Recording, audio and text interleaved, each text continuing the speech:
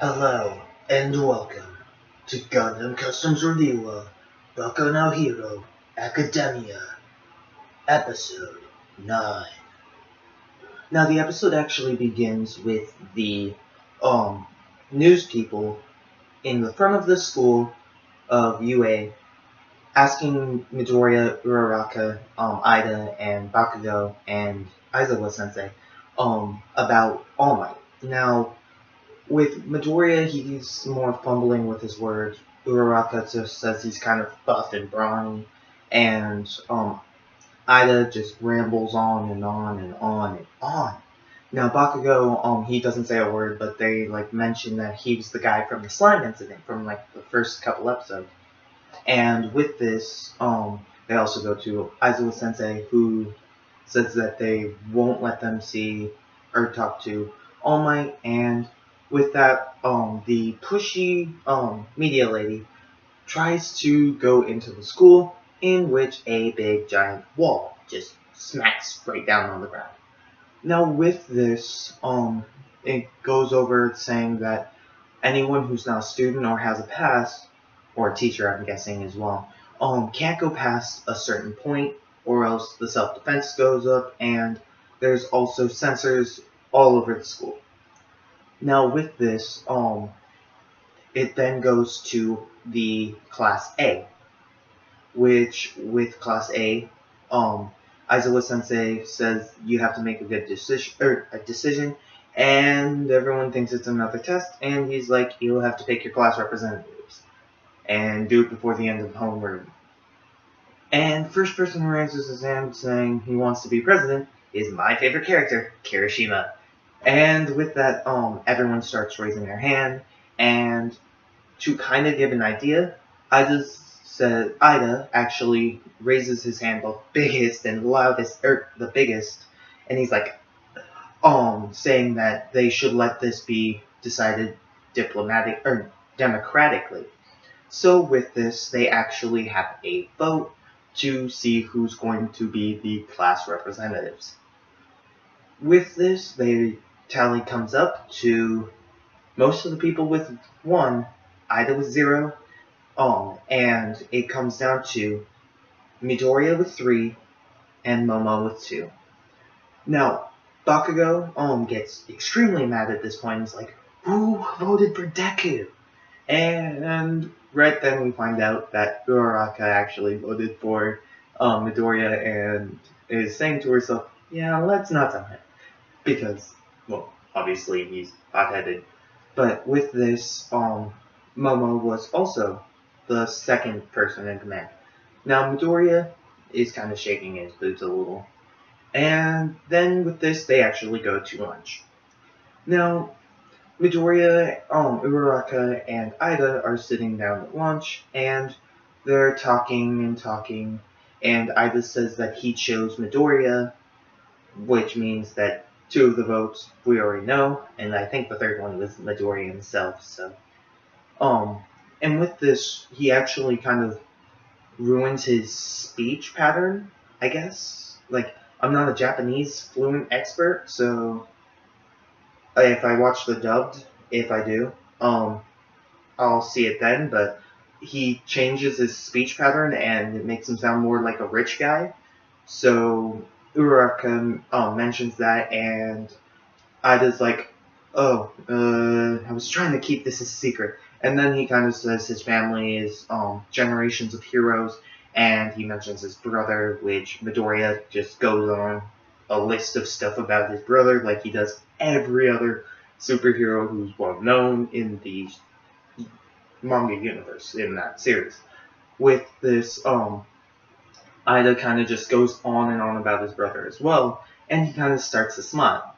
Now, Midoriya and Uraraka both say that that's the first time they saw him smile. And so this is going on, and a Phase 3 alert happens. Now, they go over to their senpai, who doesn't really have a name, and asks him what is happening. With this, he actually says a Phase 3 alert is there is someone who got onto the campus. And since there's that door, it's going to be someone powerful or something. And with this, everyone starts to freak out and goes straight to the exit. Now with this, Midoriya, Uraraka, and Ida try to escape as well. They mention how like everyone's reaction times are fast, but they all still got stuck in there. And with this, Ida gets pushed to the window. With his face against the wall, he looks outside to see that it's the press that's actually there. And with this, he's like, I need to tell everyone that it's not really that big of a deal.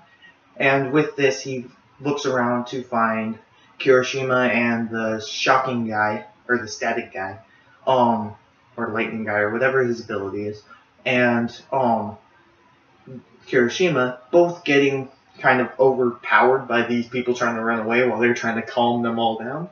With this, he looks around again to find Uraraka and tries to get to her and says, make me float. Now, the first time she tries to get his finger, she misses, and then she goes again, getting his finger, and he starts to float.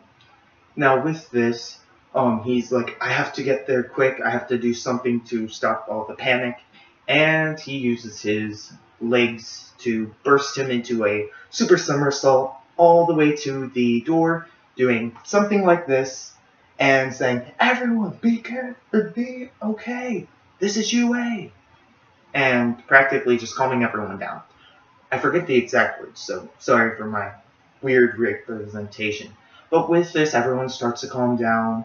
People look outside, say that the police are there, and now with this, the police are getting the media off.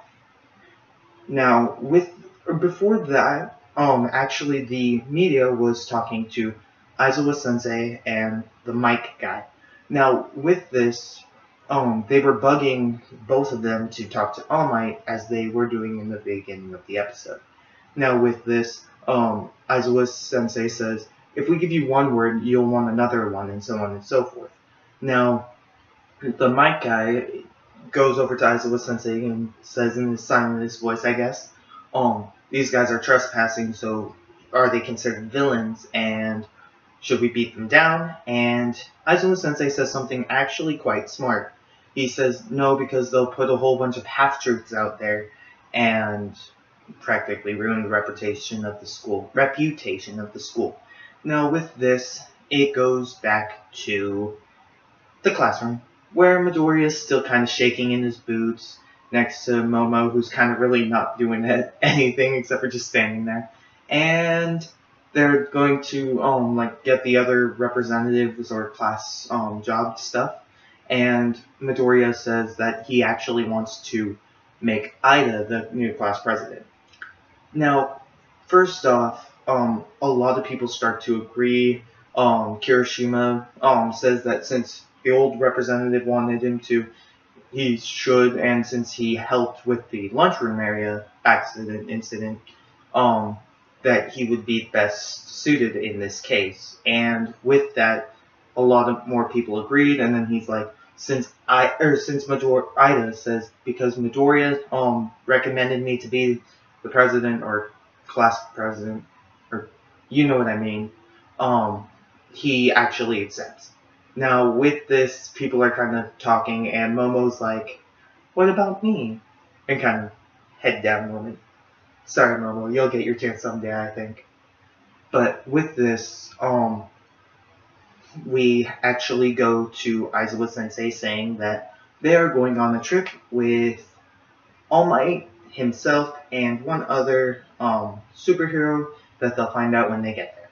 Now with this, Aizawa Sensei says to get dressed if they want to in their superhero costumes, because they're going to be doing a whole bunch of rescue stuff, and some of their suits may not help them with rescue type combat stuff, which kind of makes sense. Like, say you have an electrical suit that like has Teslas on the back and it's always zapping through you or something, and you go to a water terrain trying to save someone from like a flood, you just take one step, everything's zapped.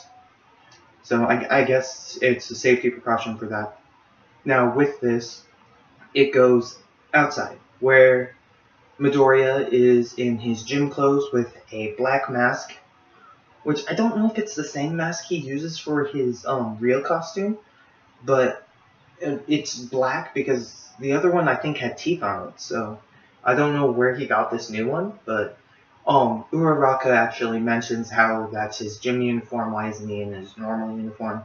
He says since it was battered and torn because of him in the mock battle between Bakugo where he rips right arm sleeve and blocks with his left, shredding both of those, and his face was attacked several times. That he actually had the support companies were actually fixing it for them.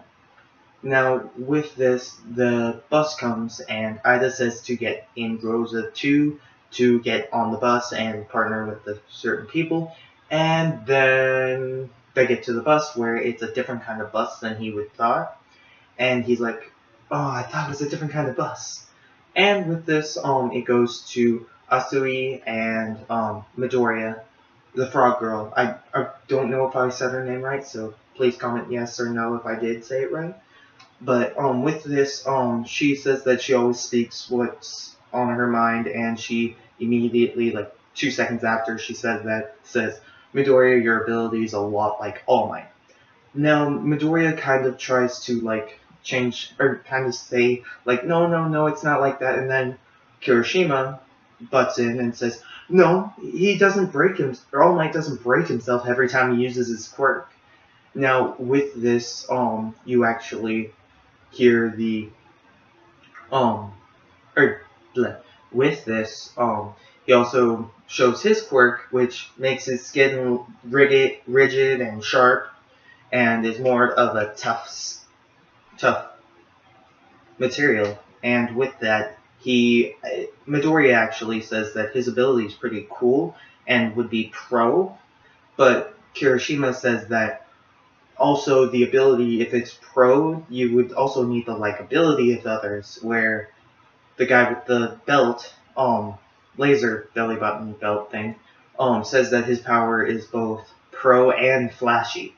Now, the person right next to him actually says that if it didn't give him a stomach ache, that would be great. But then they actually mention how Bakugo is hot-tempered, unpleasant, and foul-mouthed. And they kind of just say, like, he probably won't become a pro hero that way.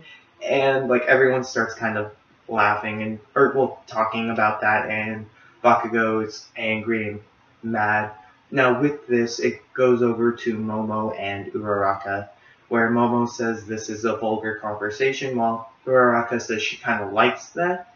And I didn't really understand why she liked those kind of conversations. I think she was saying, like, something like, it gets to know each other, and with that, it goes back to Midoriya, who is, like, with his head in between his legs saying, what? Kachan is being, like, bullied? What the heck? He's the one being picked on? Oh, man! Because Kachan was practically at the top of their middle school, and now he's being picked on by everyone. And then, with this, they actually get to the place they're supposed to be, and you find out that it goes back, or well, before this, it has a pink monster holding a family. Now, with this, out of nowhere, after Mount Lady, the Bark guy, and that random guy, I really don't think I get his name. We get his name, but he's like with that chicken like bird face thing, the white costume and everything. We talked to Bakugo after his slime incident. But with this, All Might actually does a Missouri slap to the pink monster, which practically just upside the face to him. And with this, the family was saved, and he goes on to do another hero thing, and it makes him white. Now I'm going to go back to the kids on the field trip thing, where they actually find out the other instructor is 13. Now, 13's like an astronaut-looking character. Now, don't really know much more about him, I guess, except for he looks like a marshmallow man or an astronaut. And with this, they actually go in, and he says that they're going to be doing the rescue in the area there, where they see there's going to be like fires, flooding, earthquakes, I think, and etc. Now, there's several different like locations, kind of domes with all these disasters happening. And with this, he actually says that his ability is black holes. Now, he can create a black hole that makes anything into sand. Now, he says that he uses this ability, or Midoriya says he uses that ability to get rid of like debris and so on and so forth. But then he also turns, or 13 turns it around and says that he can actually use his ability can be used to kill someone. Now, he says that most abilities can be used for good, but can also have that chance of killing someone. And he mentions, like, you have to learn how to use it for good, not for evil. Practically, the great power comes great responsibility kind of stick. But with that, we actually move on to where, they're talking, and out of nowhere, there's a little fountain in the middle of all this area. It kind of just goes off and on, off and on, off and on, and a black hole kind of portal, warp gate kind of looking thing comes out of nowhere. Now, with this, they're still talking, and the first thing that comes out of there, as Aizawa Sensei turns around, after they find out that All Might can't go because he's been superheroing all day, is the guy with the faces everywhere. But with that, he also brings a whole bunch of villains, and that guy with the crow-looking body with the brain showing. Yeah. I wonder where that bartender is, though. But with this, it actually brings an end to the episode. Now, I am looking forward to the next episode because from what it's just showed us, it's most likely going to be an action-packed episode. This episode was pretty good. It led us up to the action. It had small amount of action, a lot of funny, and some exposition. Now, for me, I really like episodes like this because it's like right before all the friction and all the hype gets up, and then it leads into the hype, which I can't wait for the next episode, and then so on and so forth. Now, with this, I really like the episode. I want to know how you feel about the episode. Comment in the comment section below. Like if you liked, and thank you. And I hope you guys have a custom day.